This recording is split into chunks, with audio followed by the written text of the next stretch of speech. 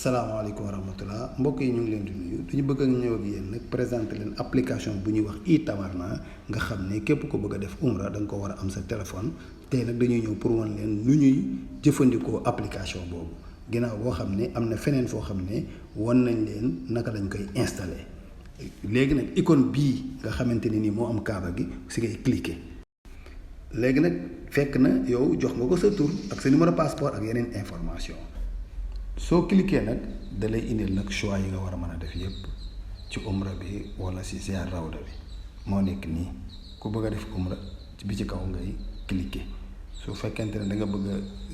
dugg ci jàkka ji nga cliquer bi ci suuf bu fekkee ne da nga bëgg a ziar rawda bi te ngay góor nga cliquer ba ci topp pour men bu fekkente ne jigéen la pour women su dee nag da nga bëgg a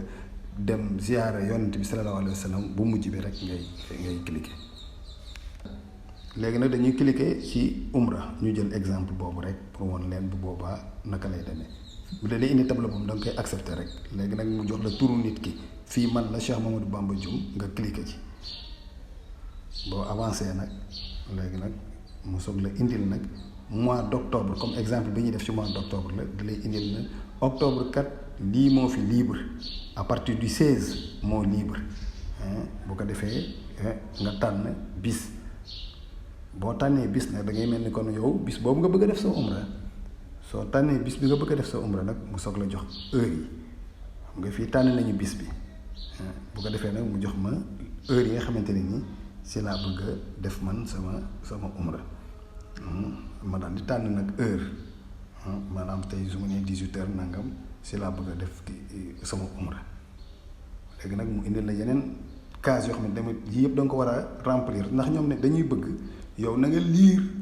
information yëpp moom la ñu wane noonu ak boo xam ne bu mujj bi dafa obligatoire moom voilà il faut nga accepter ko wane ne lire nga instruction yi te accepter nga soog a nag valider voilà soo valider nag léegi nag mu lay indil écran bu mujj bi nga xam ne woon la ne yow kat lii nga tànn dafay mel ni lii mooy doon sa laissez-passer su kente ne da nga see juuman wala dara nga def cancel mooy suppression lu dul loolu nag nga valider ko lii nag dañ ko def rek si jàngale exemple la rek buñ leen di woon moo tax ñun sax buñ neexee duñ ko valider mais dañ koy jàngale lii nag ngay dem di présenter yow boo fekkente ne heure bi jot na le 22 nga bëgg a ñëw présenter wu ci 18h